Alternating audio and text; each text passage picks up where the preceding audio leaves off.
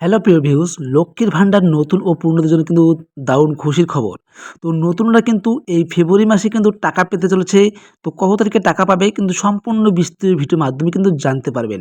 তার আগে এই ভিডিও শুরু করার আগে আমি একটু ছোট্ট একটা অনুরোধ করছি, যারা চ্যানেলটিকে সাবস্ক্রাইব করেনি অবশ্যই সাবস্ক্রাইব করে পাশে থাকা বেল নোটিফিকেশনটি অবশ্যই অল রাখবেন, কারণ সবার প্রথমে ভিডিও দেখার জন্য।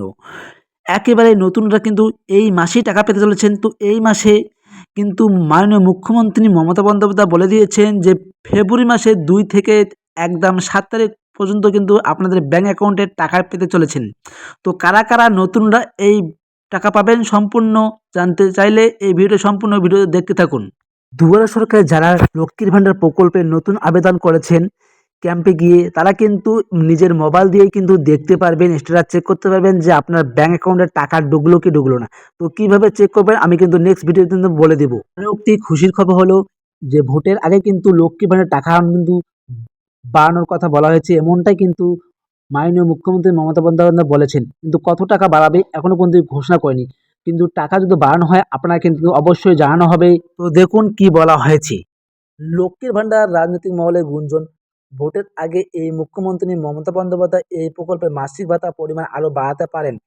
দেখুন, মাননীয় মুখ্যমন্ত্রী মমতা বন্দ্যোপাধ্যায় কিন্তু এমনটাই কিন্তু বলা হচ্ছে, ভোটের আগে টাকা বাড়ানোর কথা ঘোষণা করেছেন, কিন্তু কবে ভাবে এখনো বলা হয়নি। লক্ষ্মীর ভাণ্ডার প্রকল্পে রাজ্যের মহিলাদের অতি সর্বনিম্ন জন্য চালু করা হয়েছে। এই প্রকল্পের আওতায় বর্তমান সাধারণ শ্রেণীর মহিলা প্রতি মাসে নির্দিষ্ট অঙ্কের টাকা পান এবং তপশিল জাতি ও উপজাতিভুক্ত মহিলাদের জন্য সেই অঙ্কে কিছু টাকা পান। অর্থাৎ কিন্তু কেউ ১,০০০ টাকা, কেউ ১,২০০ টাকা কিন্তু সবাই পান। এটা আপনারা সবাই জানেন। দেখুন তারপর কি বলা হয়েছে। ভবিষ্যতে এই ভাতার অঙ্ক আরও বাড়ানো হতে পারে বলে জানা গিয়েছে, যাতে সাধারণ মানুষ হাতে বেশি টাকা পৌঁছায় এবং সংসারের খরচ চলাচল সুবিধা হয়। বিশেষ এই গ্রাম ও বস্তি এলাকায় মহিলাদের জন্য কিন্তু এটি বড় সিদ্ধান্ত হতে পারে।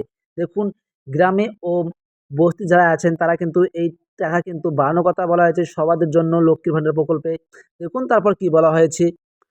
সব মিলিয়ে বলা হয় বিধানসভার ভোটের আগে লক্ষ্মীর ভাণ্ডার নিয়ে বড় সিদ্ধান্ত আসতে পারে বলে অনেক আশা করছেন। তবে বাস্তবে কি সিদ্ধান্ত নেওয়া হবে তা সময় বলবে। তবে টাকা বাড়লে তপশিল ও সাধারণ শ্রেণীর মানুষ মহিলাদের আরও কিছু নথি জমা দিতে হতে পারে। অর্থাৎ কিন্তু আপনারা কিন্তু দূরের সরকার যেভাবে লক্ষ্মীর ভাণ্ডার প্রকল্পে আবেদন করেছেন, কিন্তু ওইভাবেই কিন্তু আপনাদের কাগজপাতি বা ডকুমেন্টস সব কিন্তু জমা দিতে হবে নতুন করে। কিন্তু টাকা বাড়লে জমা দিতে হবে এমনটা কিন্তু বলানো হয়েছে।